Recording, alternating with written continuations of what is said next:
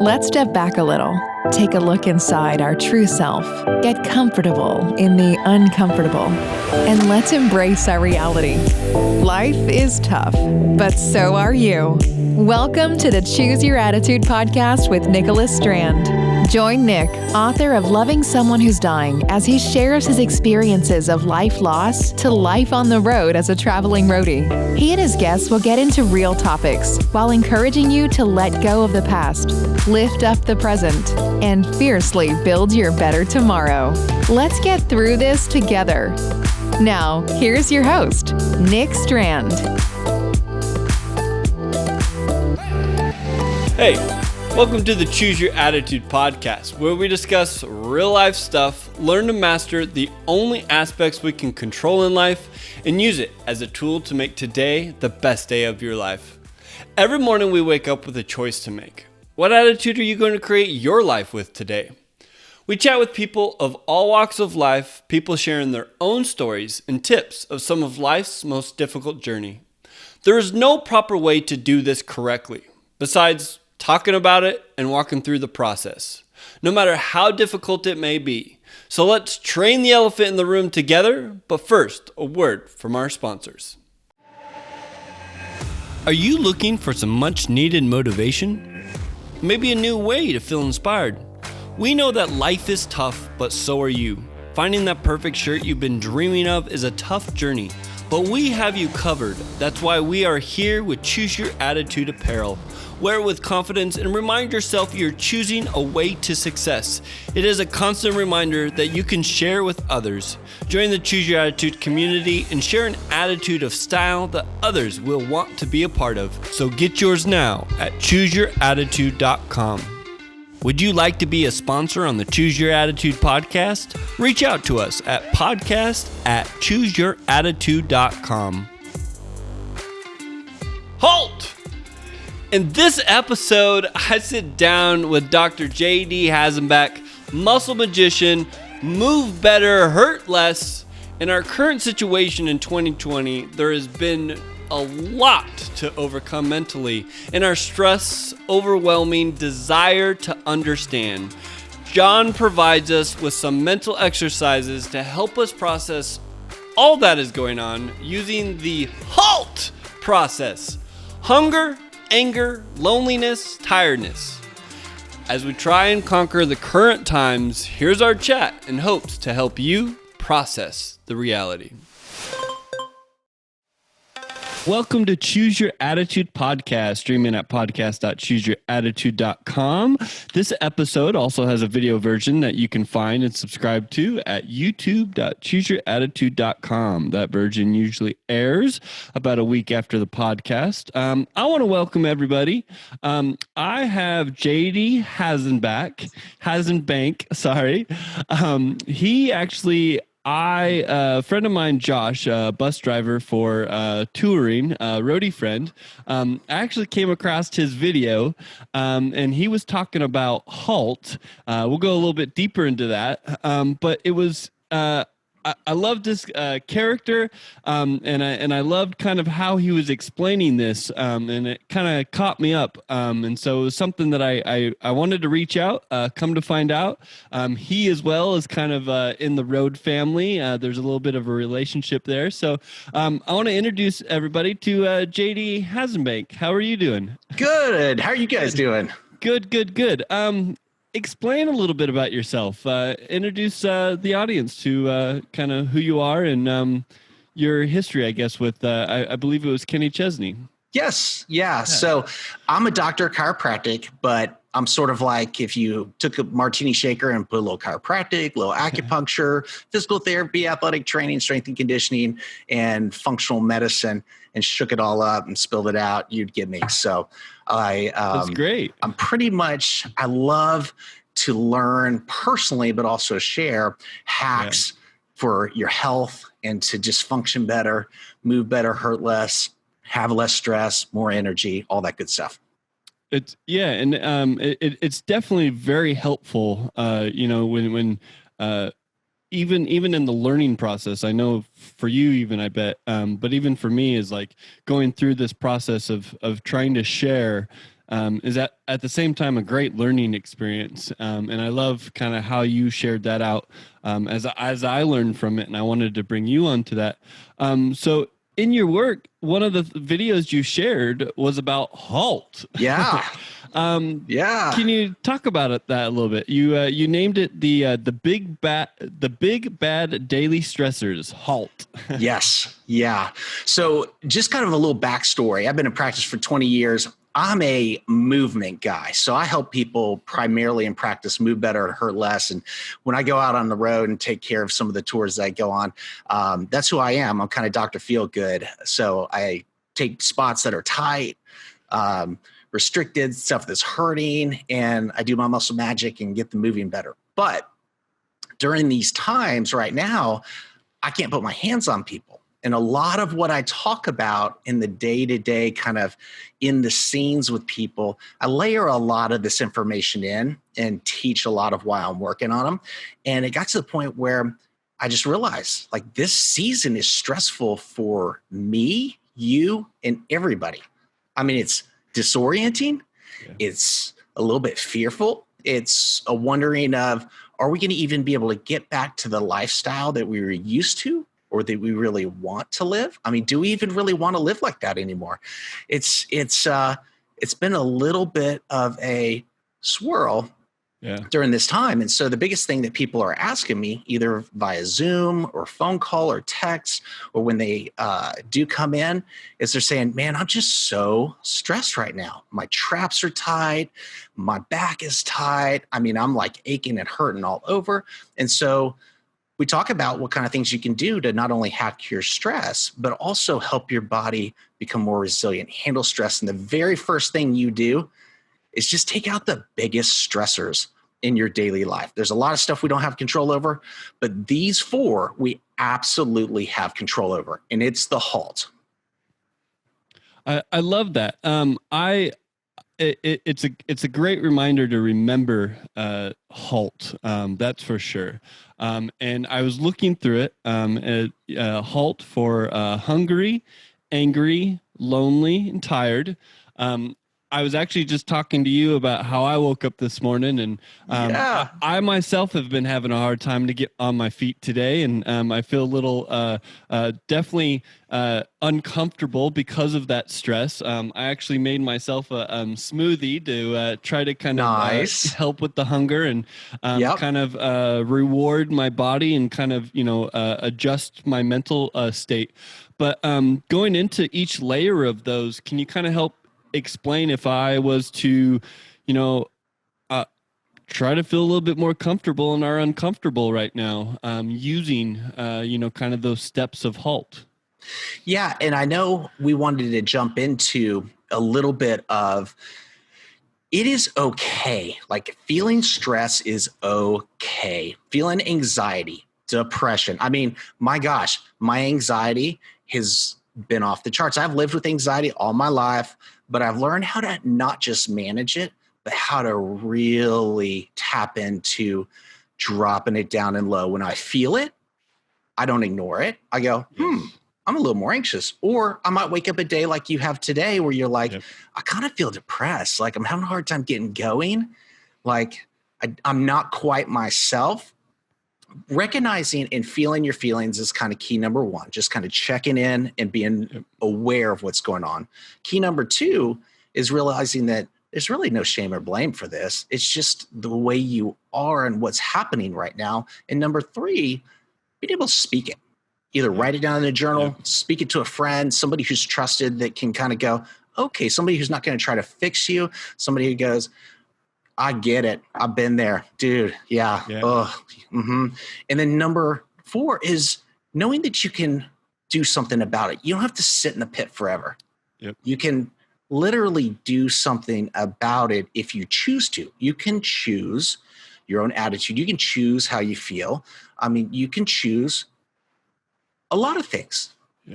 It's true. It's definitely one of those things that I've learned through my life, and I'm definitely still learning, is, and I've kind of going through that this morning, is we feel uncomfortable when we feel this way. And sometimes we feel in kind of the survival mode of wanting to pull ourselves out of it, or we feel uncomfortable. And so we sometimes ask, is that okay to feel this way?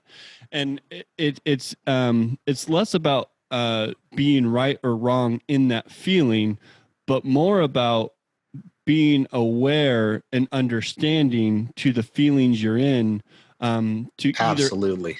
either A, acknowledge them, or B, to understand how to, I don't want to say overcome them, because I feel like overcome is more of a fighting word, but at the same time to learn how to have that relationship with those feelings, so that way they don't become misproductive, or catch up on you and become a negative outward emotion. Expression. Yeah. Yeah. So emotions are simply lights on the dashboard of your heart. They're neither right or wrong, but they can give you the ability to take a left turn or a right turn. Yes. And if you go one way with your emotion, let's just pick an example. Let's take anger. Like if you're feeling angry, and you talked about, I love the podcast that you and your buddy did on the grieving cycle. Yep. Because literally we're in a grieving cycle right now. This is the grief cycle in real time. But if you take anger, for instance, that's part of that grieving cycle, and you turn in the direction of a positive expression of the anger, that actually is called a desire, a wanting something that's not quite yet, or I wish it wasn't this way, I wish it was that way. It's a righteous anger. And if you go the other direction with anger, the interesting thing is when anger is suppressed or repressed, a lot of times people think, well, that's rage. No, anger suppressed is depression. Yep. Anger suppressed is depression. When you suppress fear, that becomes anxiety and eventually leads to rage. Now, fear on the positive side can lead to wisdom. I mean, the beginning of wisdom is fear. So, I mean, all of these emotions where we think they're bad, sad, shame, fear, guilt, anger, they can lead to a positive choice, or they can lead to a negative choice. And so I think that's where, when we're looking at the HALT here, it really is something to stop you. Like when you're feeling stressed, when you're feeling anxious, depressed, when you're feeling stuck, brain fog, like just stop for a moment and check in on these big four and simply solve those, so you have more capacity for all the stuff you don't have control over, the traffic. Like, when are we going to go back to work? Like, how are we going to make the rent payment? How are we going to, is my business going to look the same? Am I going to have a job? All that stuff, the things that we just really don't have a whole lot of control over, we can at least knock these big four down. And it gives you more capacity of handling stress as a barrel that's filled with water, all the little stressors that fill up with water and eventually topple over. If you take these big four and get rid of these big four, you have a lot more capacity to handle all the other stuff. So really it's like you said, it's I love your scenario of it's like your dashboard to your heart, or even to your body, and it's so true. And that dashboard is your communicator to have that relationship with your heart. And so the same idea here is that if the dashboard says that we're getting close to empty, you're going to need to acknowledge that and start thinking about it and kind of processing through it. And the same idea with your body is that even though that emotion may be negative, or even sometimes positive, it's best not to put that aside and ignore it, but to address it and not always be so aggressive on the addressing of it, but keep it as a relationship and an open conversation with yourself as a way to keep moving forward, because just like fuel in the car, it's a constant up and down. It's never, it's never a long-term payoff plan where, it's always going to go away. It's more of a constant change. So in this overcoming or learning about yourself and trying to communicate with others, I think one thing I want to add in there too, not to jump around too much, but like you had said too, with communicating with friends and such about those emotions, it's not only sharing that with them to get them to listen, but I think it's also a process in you yourself. As you communicate with somebody, you're learning how to process your own emotions so you can speak it. And by doing that, you're actually learning more about yourself. It reminds me back to, I'd used this before, as a teacher always told me, is that, you don't know something until you can teach it. And that's good. It almost seems like the same idea, is that when you can explain, and even if it's a hard to explain, but just the process of getting in there and trying to explain how you feel and keeping that up on the table helps you process through it, so that way you can actually keep rising, as opposed to get to a point where it's just fumes and you're on the side of the street now, and you need somebody to stop and help you. Yes. Well, I think it doesn't matter if it's the process of writing or speaking. Yes. What ends up happening is you don't know when you start to write or start to speak what you're eventually going to say. You have kind of a broad idea, but what's crazy is there is brilliance that starts to spill out either on that page or actually in the conversation. And it's not the process of speaking how you're feeling isn't to figure out why or how to solve it. It's just simply acknowledging and starting to put words to it, because words are powerful. I mean, words are either going to drive you in a positive direction or a negative direction. Either they're a self-fulfilling prophecy in the wrong way or the right way that you want to go. So by speaking it out, you will inherently most of the times figure out what your own solution is and what's going on, just simply by speaking it. And it literally is magical. It happens in the moment. And having gone through,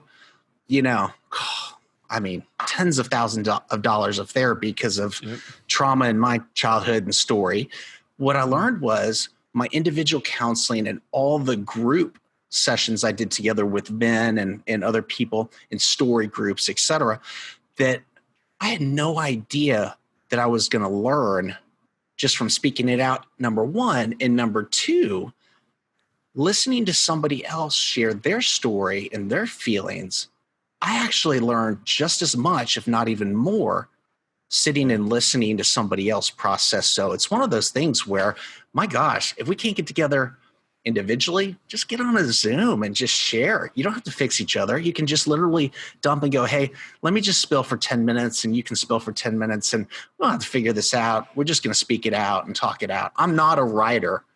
I'm a talker, obviously, as you can tell. So, it's better for me to sit and talk it out. I think you make a good point there. And I think we're really learning that right now, too, is we got lost in the world of technology. We live in a world of social media where, we simply say our hellos, or we think we're checking in with people because we saw their picture today, and not actually communicating. Slowly, we're observing, not interacting. Exactly. Yes, exactly. Even though mentally we think we're interacting because we're observing. However, it's not a two-way observance. Yes. What that does, though, I have noticed, and I'm kind of throwing myself under the bus as I say this, is it's a one-way communication. So you're only seeing, but then also you're not hearing. And that feeling of uncomfortable when you hear somebody else's story, or challenged to understand why they're feeling that way, it helps you kind of understand that we're all in this together. Not to be cliche about it. Seriously, we are. We all have a struggle and we're all dealing with something. But I know this is one thing that I really am working on right now is when you can listen to somebody else's story, and allow that to be accepted and work on that at the same time as what you give as far as your story, you're able to kind of, as you said, process not only their emotions, but understand how they have looked at themselves to give you more tools to do the same for yourself. So something we've become familiar with or comfortable with and interacting with, oh, but this works for me. Oh, but this works for me.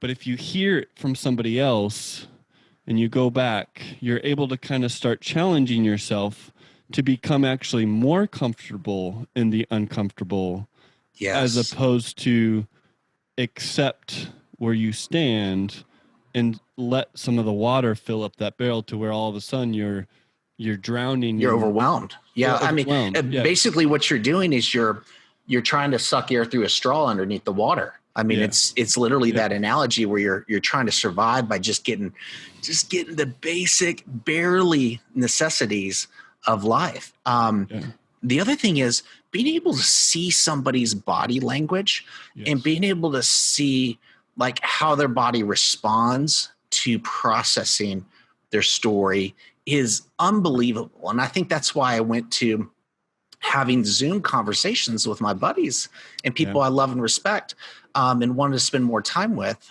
over Zoom versus a phone call, a text, or whatever, because being able to see them and interact with them in this way, even though we're not in the same room, has been amazing. And we all are so freaking busy and go nonstop. I mean, my days were 7 a.m. clinic to 7 p.m. clinic, Monday through Thursday, hit the road, go out, tour, come back on Sunday, do it all again. And we just didn't have the time to interact, not only with each other, but just even with ourselves to sit and check in.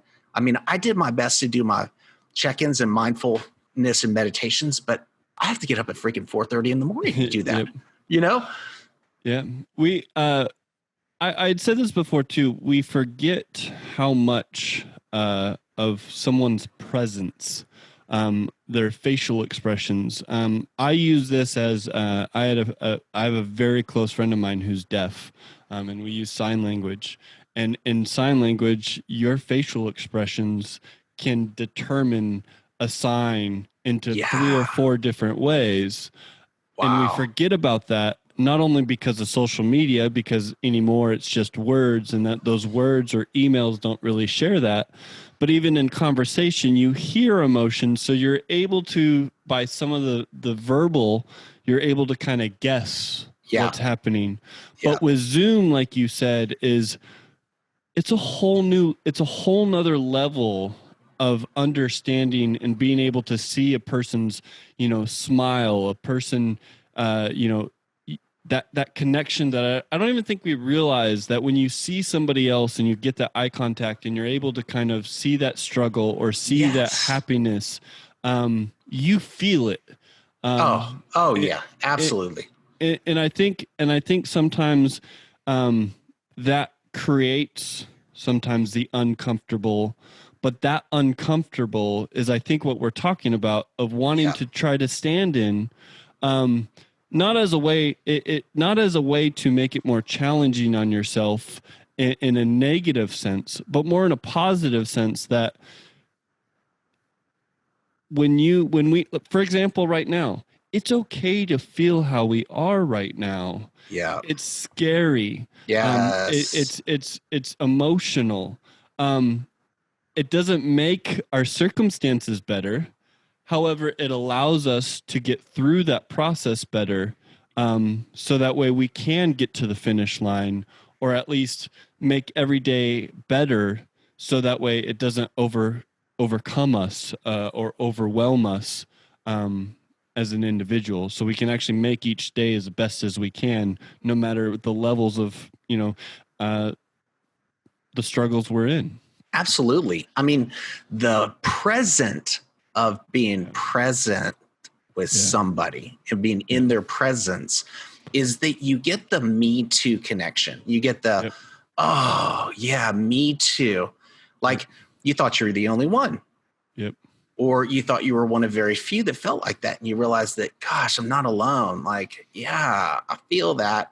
And it lowers the stress. It's almost in my head as we're saying that. I wouldn't say it's like you're giving the ball to somebody else or the baton in a relay race, but it's almost the same idea as that you're the motion of letting that off your chest and kind of handing it, to letting somebody else be like, nope, let me take some of this for you. It's a do it together. It's a shoulder to shoulder, meaning I'm not going to solve your issue. You're not going to solve mine, but you know what? We're in this together. Let's go ahead and carry this, and make the load a little bit lighter. Yeah. So as we are in these situations and we're understanding them, going back to that HALT, to try to, how can we help ourselves or help somebody else as we process through that, to go a little bit deeper into those levels.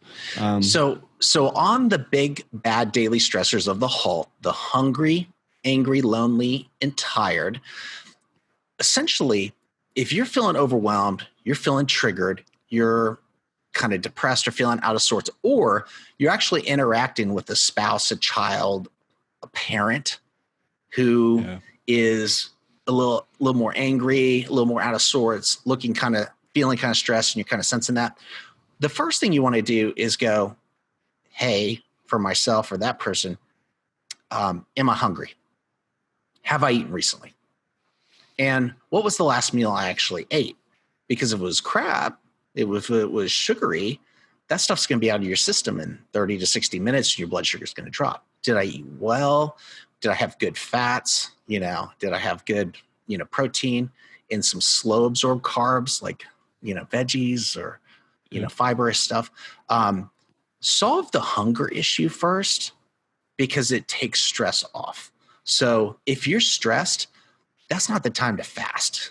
Like if you're an intermittent faster like I am, if you are trying to cut, lean, or help your metabolism, fasting is an additional stress to drive you into fat burning. But why add additional stress when you're already feeling stressed? Yeah. Just solve the hunger issue. And then on the anger side, one of the things to just check in and move. The biggest thing, if you're feeling angry or somebody is angry with you, some of the best things you can do is just take a pause, say, hey, I'm not leaving forever. I just need some space to go check in and kind of reset. And that's kind of where you go, am I hungry? Am I lonely? Am I tired? Or where's this anger coming from? Why is it coming out negative versus saying, hey, I really wish for this. I really wish it wasn't like this. Can we work together to find a solution? Or can you do that inside yourself to go, hey, I wish I didn't sleep in today, or I wish I didn't drink too much last night and wake up feeling horrible today. Like just check in and go, like, what would I like to do different? What would I like to be different about this situation? The word hangry comes to mind. Yes. Yes. Yeah. And the interesting thing is, if you're angry and you haven't solved that first hunger thing, go solve that. See if it changes how you feel. You'd be amazed. You'll probably be like, oh, okay. Yeah, that feels better. Yeah. Lonely. Go ahead. You want to just run through them? Yeah, let's go for it. Okay. So on the lonely side, a lot of times you'll find that somebody will pick a fight with you, or you will pick a fight with somebody else just to get connection. And it's not intentional. It's very subtle. I mean, sometimes it might be intentional, but a lot of times it's like we're arguing about something, but that really isn't as big of an issue as we're making it. What's going on? Like, are we lonely? Are we not spending the time that we want to spend together, getting that connection that we want to get together? And it really actually, it could even be lonely with yourself, that you haven't spent enough time connecting with yourself or connecting with God or whatever, to just go, okay, where am I depleted on feeling satisfied and feeling connected? That's the lonely component right there. And again, angry and lonely take a little bit of time to draw away, to check in and analyze each one of those components. And I would say, when we're looking at our feelings, I would say, it's like looking at a box of jewels. And so if you think, well, gosh, I'm lonely, I'm angry, I feel fear, I feel shame, I feel guilt. Those aren't jewels. They really are precious jewels. You don't want to hand them to anybody to explore. You want to just kind of look at them yourself and hand them to trusted people to say, hey, can I just share with you what's going on? But on the lonely component, ask yourself, am I getting the connection with people? If not, and I can't get in their face, can I get them on a Zoom? And y'all, I'm serious. Zoom works so much easier than FaceTime. I mean, it's weird how I've just kind of migrated to Zoom and ditched FaceTime because it just is a more stable platform. In the last one, out of the HALT, hungry, angry, lonely, is tired. When you're tired, it's a lot easier to feel stressed, overwhelmed, get triggered. And so for the tired component, if you're not able to get the sleep that you need at night, hack your sleep during the day. A 30-minute nap is equivalent to an extra hour sleep at night. An hour nap is equivalent to an extra 2 hours. And a 2-hour nap is equivalent to almost an entire night's sleep. So that's the way Einstein, Edison, and so many of the greats hacked their sleep is they slept a little less at night, caught up during the day. And I have a 30-minute power nap scheduled every day. I eat my lunch within 15 to 20 minutes, and I put my eye mask on to block out a little light. I put my earbuds in. I play an app called Brainwave, and I have a post on that on my Facebook, and I dial it into power nap, and it drops my brain into sleep and then wakes me back up without feeling tired or oversleeping. And I get up, and I never have the afternoon dip, and I just feel like I can handle more. And actually, as you talked about those, a lot kind of came through. First off, tired and nap. You choosing to do that not only is the time for a nap, but I wouldn't be surprised if there's a little bit of processing where your mind is kind of, as you're taking that half-hour nap to get into that, your mind is slowly shutting down, processing all your feels and trying to kind of reset and or find your presence again. As opposed to understanding yourself. We get so busy in our day. I know I do this where I'll start out in the beginning and I'll get halfway through the day and realize I haven't eaten, I haven't addressed anything.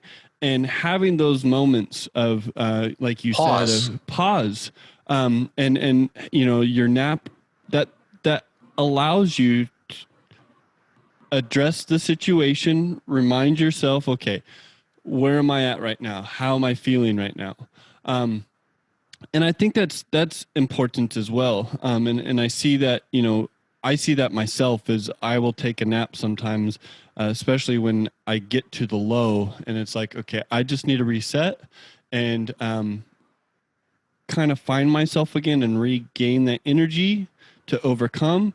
Another thing that as you were talking about all these, that I wanted to kind of maybe talk to you about is also when you feel these things, sometimes it's good just to feel it. So if you're feeling angry, we've talked about using these steps to try to pull yourself out of it. We've talked about these steps about understanding that feel. But I know with me, sometimes what'll happen is I will feel really down or angry, and I will try a good day or two of doing these different steps, and I can't get through them. And what I realize is not to submit to them, but I need to take a break and get into that feel and just kind of acknowledge it, allow it, and become better acquainted with it. Absolutely. You do not have to figure it out. We're talking about processes that take a little bit of time. So if you don't have the time and you're going, what's going on? And you recognize you're feeling angry, it is actually amazing enough and powerful enough to go, like quietly in your mind's eye, go, I am feeling angry, and that's okay. We can figure that out later. And then the other thing, which piggybacks off of choose your attitude. Yes. It's crazy, y'all. There's so much research behind fake it till you make it. You can literally, if you're in, and I'll challenge you, have you ever been in an argument with somebody and then somebody rings the doorbell or somebody comes by and you go from being like, oh, da, da, to, hey, how you doing? What's going on? Like you're choosing your attitude in that moment, and it literally is switching your brain patterns and neurochemicals. And you come out of actually having this sort of faked conversation that actually turns into a, wow, I feel a lot better now. Yeah. It's an easy hack, and it's not dismissing an emotion, but it's a way to go, I have more power over this than I really think. It reminds me of I think his name's Dr. Caesar, the dog trainer. Yes. When the dog is completely in a frenzy bark or whatever, he will throw the dog off to the side to kind of interrupt that brainwave and kind of get you back into reality. I remember it by when the counselors, they put a rubber band on your arm, and when you're having a bad thought, you snap it and it hits your, to kind of shock, like shock you. Yeah. Redirect your mindset. And like you said, it's by doing that, it takes it to a different perspective, because you're right. Sometimes we fall so deep into trying to understand in a conversation or such, especially when we're angry or lost in that feeling, that I reference it to drowning. When you're 6 feet tall, you're in a 5-foot pool, and you feel like you're drowning. The only thing you're focused on is trying to get up out of that pool, but you don't realize all the people around you saying, get up. All you have to do is stand up, and it's literally just standing up.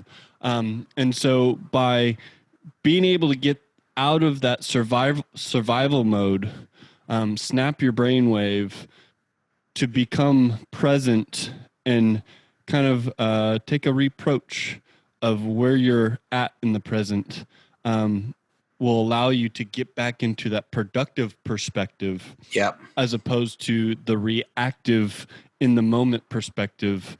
And that's what these levels are trying to help us accomplish, is when we get stuck in these moments and we're trying to get out of that, when we click, using these different approaches to help us process and build through them. It doesn't mean it's going to save everything. It's just going to try to make your day better and make that day a more of a success and overcoming and making it as full as you can. And as I say this, I'm taking all this in because, like I said at the beginning of our conversation, I was in my feels. I'm processing it. It's a tough time. But by having these conversations and going through these processes with others, you learn how to better go through them. And so, I'm already in a sense feeling better because I'm redirecting my mindset to look at it a different way and hold it a different way. So that way, like you said, you can choose that attitude. We often forget that our physical presence, we do not have much control over.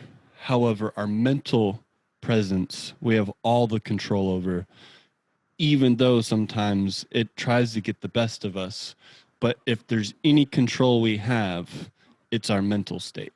Absolutely. And you really touched on a great point, which is realizing and recognizing, as well as practicing, things that we have control over. And I know I threw out a large term to you over text and said, hey, self-efficacy is really become a huge thing in healthcare, to go, hey, let's teach people how to have some semblance of control over the internal or external environment that affects their health. Now, whether it's your physical health, your mental health, your psychological health, whatever side of things that you want to discuss, like the more sense of control that you have and the more confidence with practicing the things that work, and they don't have to work all the time, but it gives you this relaxation to go, I can do this. I've got what it takes. And I think a lot of times stress and ignoring our emotions brings up the fear of being exposed for, I don't have what it takes. I mean, it's an inherent fear in everybody to go, will I be exposed or discover myself or somebody else will discover that I just don't have what it takes to do X, Y, or Z.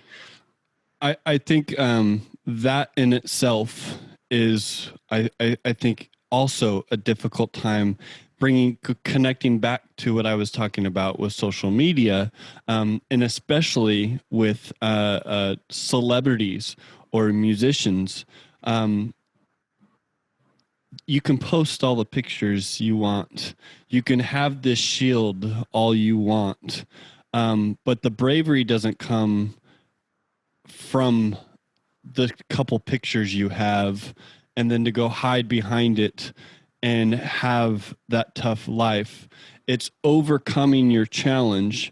And I think that's why we see celebrities or we see a lot of Instagram influencers with all these smiles and pictures. And it's a little bit because we want to live at that level. What we don't realize is that's just a facade. And we sometimes, and I'm connecting this then back to Brianna because, or somebody who has lost, for example, on the first episode, who lost a limb. Yeah. You look at celebrities and we hold them up because they live this glamorous life and it doesn't seem like they have struggle. But then we tend to call people like Brianna who have this huge weight on their shoulder, or like Andrea who lost her leg, because they actually have to overcome something. So you see that overcome. So you actually hold them up on a little bit of bigger pedestal, but they're doing exactly what we've kind of talked about, is they're just aware that this is me. I can't change the physical presence, and that I am not immortal. So today is all I have. And so the only way that I can overcome this is to mentally choose to take baby steps to make the understanding of where I stand better. Yes. And using these steps and like you said, the self efficacy. Yes, self-efficacy. Yes. Or we'll just call it having a sense of control over yourself. Yeah, and that's what I think is kind of what's weird about the celebrities is it seems like they're in full control. When I just before this happened, there was a football player that had an issue with their family, and it makes this big deal about it. But we forget that these people are human and that things happened. And, Yes. by comparing them and feeling like, oh, they have full control, they're human too. And they're just doing what they can to overcome all these challenges. And so, I think I've kind of gone off track here a bit, but I think you're understanding kind of where I'm going with that. Absolutely. And I want to piggyback on that. So again, if you go watch any of my videos or you come and see me, I mean, the first thing that you're going to say or anybody else says is, oh my gosh, this guy's got so much resilience and so much passion and so much confidence and so much knowledge. But guys, literally in the last 6 weeks, I've lost my shit at my wife and my kids more times than not. I mean, I've hidden and holed up because of the stress of like, what am I going to do? Like, how am I going to make payments on, my offices and, my house and tuitions and you name it. And I have not eaten correctly and I've not gotten the sleep and I've been angry. And so, I mean, that's kind of where I want to let you know what you're seeing on camera here today, or what you see on camera on Facebook, or you see our pictures. It's only a sliver of the story. Like, my gosh, I mean, this has been brutal. on us mentally, physically, emotionally. And I mentioned it. I mean, I'm going to speak personally, but I have a feeling others are going to have some version of PTSD from this whole experience that we're going to have to acknowledge and not ignore, and to go, when it's all over and we get back to life, something's still just not going to feel right. Something's going to feel off. And we're going to go, when the letdown occurs, like something's going to go, why am I not rebounding and springing back to where I was before? And number one, that's normal. That's okay. Number two, like, you can choose to do something about it. You don't have to live in that depressed or constantly chronically anxious type of state. There are solutions that you can make, either baby steps, but I'm going to really challenge you here. Okay. Yeah.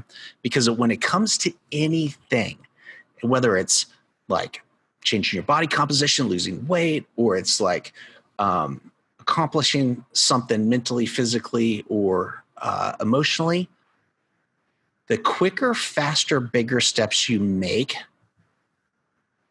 the more momentum you gain. So it's kind of like, you can take baby steps. There's nothing wrong with that. But when you actually go full in, all out, not only do you create momentum, but you create this sense of, wow, like things are so much different, so much better. It creates that surety of the self-efficacy, sort of like, oh my gosh, I could be there, but I don't have to be. No, completely. And when you say this, it resonated a lot of things for me.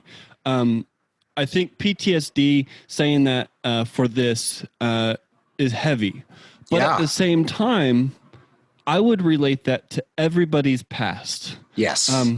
Nobody is perfect. I like to say I'm perfectly imperfect. I love that. Yes.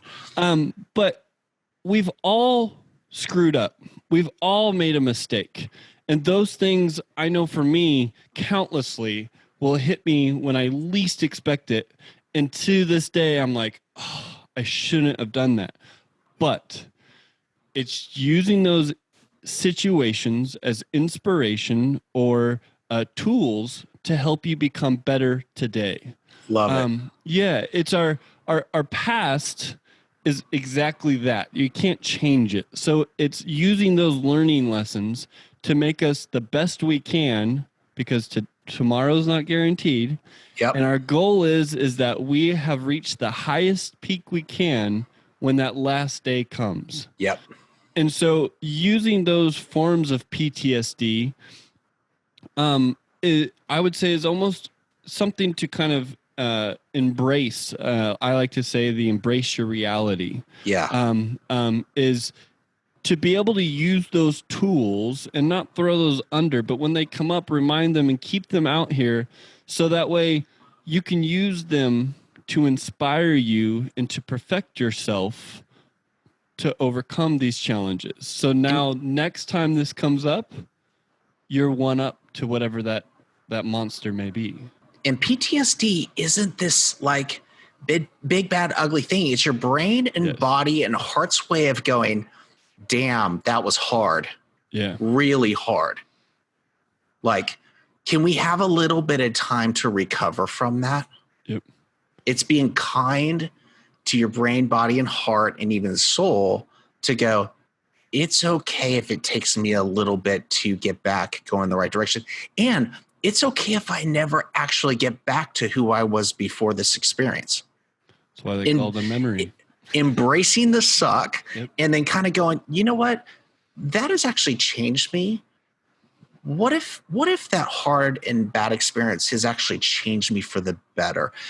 Now that I've done all the processing on my childhood trauma, like, I would not wish it on anybody, but I would not go back and change a single thing, simply from the fact of I would not be who I am today, have the empathy that I have the understanding, and have the almost like the intuition, the ability to have a radar and monitor for things around me that I have today. And I wouldn't give that up for the world, because it takes all of that for me to scan and analyze somebody's body that's not fully like a parent what's going on to go, I'm kind of getting a hunch or sense for, and I'll hit a spot and they'll go, oh my God, how'd you know about that? And I'm like, I mean, I could sit there and tell my whole story, but I'm like, thank goodness I have what I have now. I refer that kind of to me and Brianna. Brianna passing. I don't want to call it it is a choice, but it's difficult by all means. But I have taken the choice to challenge myself, and now with Choose Your Attitude, from her own legacy, is to take that instead of be sad for her being gone, challenge myself to take the lessons I've learned and build off of them. So I'm actually taking all those lessons and making it a positive of her life, as opposed to sit here in the morning of my selfishness for her not being here physically after her passing, which sometimes is difficult. So connecting with that of my past anyways. It's not only honoring her life, but it's also honoring the life you have left. Exactly. And the hard that you went through to kind of know that things might head in this direction and end up where it's ended up, taking appreciation for the life we have and trying not to take it for granted. And one of the things to kind of piggyback off what you said too, after that, you were talking about the PTSD, and then you talked about, kind of snapping and making an extreme change as opposed to baby steps. And I think that's huge and difficult all at the same time. Absolutely. However, I think a lot of that, two relations. One relation, I would go back to the whole Brianna part. A lot of people have a really hard time after somebody passes for that person to so-called move on. And really what I'm noticing is it's not them moving on in the baby step. What they're doing is they're activating a change in themselves in a positive light to try to stay on top and try to keep moving forward out of that depression of the sadness that occurs. Yes. Another connection I would put in, I forget the guy's name, but he's the general that did the graduation speech. And he talks about making your bed. Yes. And he talks about, I myself have seen that, and that's a challenge I've had. So he talks about the simple step of making your bed every morning to get you moving forward. It's a quick win.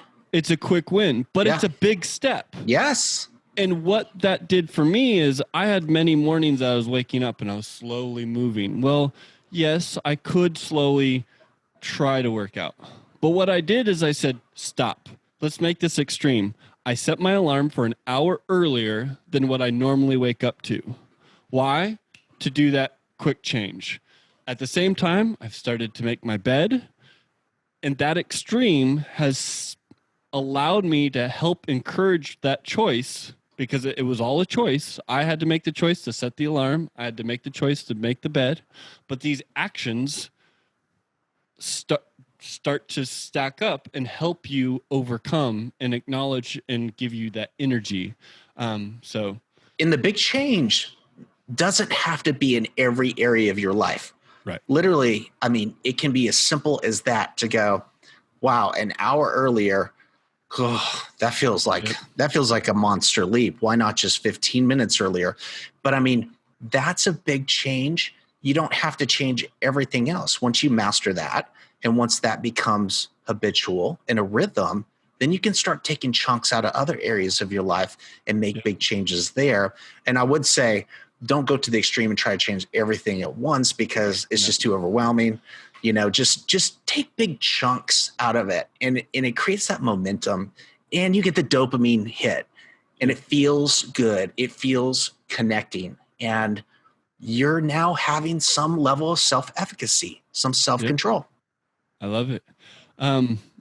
I am inspired already. Nice. I myself have actually, gone through a little bit of a change in this, small hour that we've sat here and talked. And Me too. yeah, it's encouraging, and it's like you said, it's a great reminder that we can sit up here on this pedestal and talk about these things, but it doesn't mean that just because we're saying them means that we've won up this and we've mastered it. Yeah. And then we've mastered it. Part of us talking is us learning and trying to become better ourselves. And so by sharing that with others, we hope to, kind of spread the wealth, if you will, and even more put us on the responsibility to even try harder, at that. So yes. Thank you for being Thanks for on having here. me. Absolutely. I do want to ask one more question, and I always ask at the very end of these things. So Brianna did amazingly come up with the legacy of choose your attitude, create your life. I love that.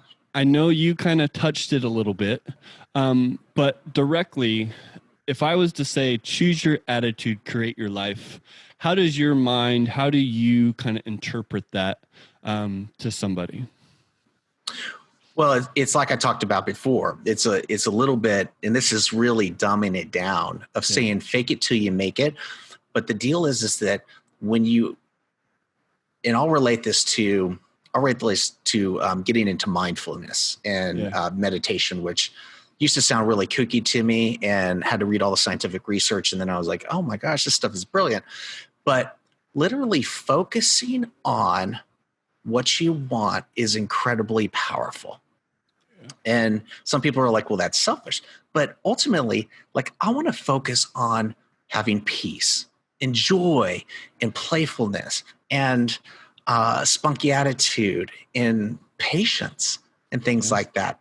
By choosing to focus on that, even though I don't feel patient, even though I don't feel kind or playful, I'm choosing to focus on that, knowing that my brain, my body, my biochemistry, and my genetics will change in that direction. And science actually says that's proven and true. So I really think this is intention is powerful. Your words are powerful. Your thoughts are powerful. And so as you lasso them in and redirect them, it makes all the difference in the world for me, but also for everybody I'm around and interacting with. Yes, I love that. Thank you. Is there any quick points you want to make before we drop out of here? Or that's about it. Okay. That you're more powerful than you believe and have more control than you think you have for a lot of situations.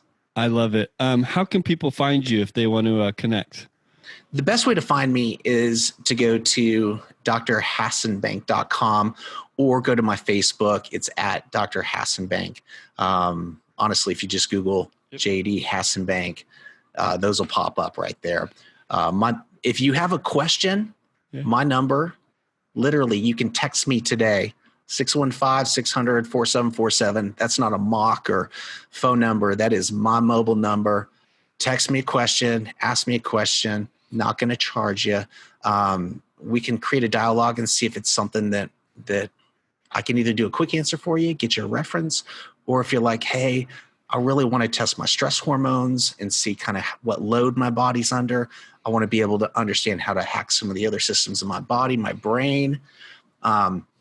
If I wasn't a sports chiropractor, active release guy, and that failed, I'd probably be a neuropsychologist because that's where my passion is for myself and, for the people I love. But yeah. What about your podcast? You're talking about a podcast. Your podcast for me. Absolutely. So a buddy of mine, again, it just came from reconnecting and saying, golly, we should actually Zoom. We should film our conversations because we were sharing so much great content back and forth. And we were like, hey, let's just have a show. Let's have a live show. So we're going to have a show launching next Wednesday.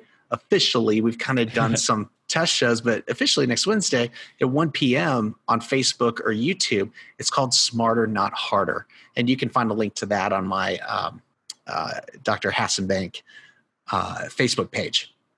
Perfect. And then I'll also be posting some that aren't live that I'm doing shows with and recording that are called health hacks.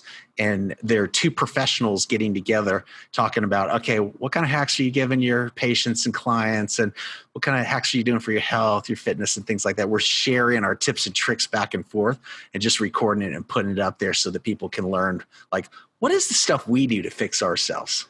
I love that. And I will make sure too that we put that on the description of the podcast, so that way people can get that as well. Nice. There. So once again, thank you for being on. Thanks for having me. So good chatting with you. Yes. Thanks everyone for joining us at Choose Your Attitude Podcast. Don't forget to come visit us at chooseyouratitude.com, where you can find more information about the mission, as well as Choose Your Attitude apparel, along with the books Loving Someone Who is Dying and illustration quotes on a fridge. If you have any questions or ideas for the show, please email us at podcast@chooseyouratitude.com, as we are always excited to hear from you. Thanks everyone for listening, and as always, choose your attitude, create your life. See ya. Thank you for listening. To reach out to Nick and the Choose Your Attitude community, find us on social media at Choose Attitude Create Life. Share your attitude with the world with merch guaranteed to encourage at ChooseYourAttitude.com. Be sure to share us with friends, family, and colleagues. And while you're at it, leave us an uplifting review. We'd very much appreciate it. Check back for new episodes. Until next time, choose your attitude, create your life.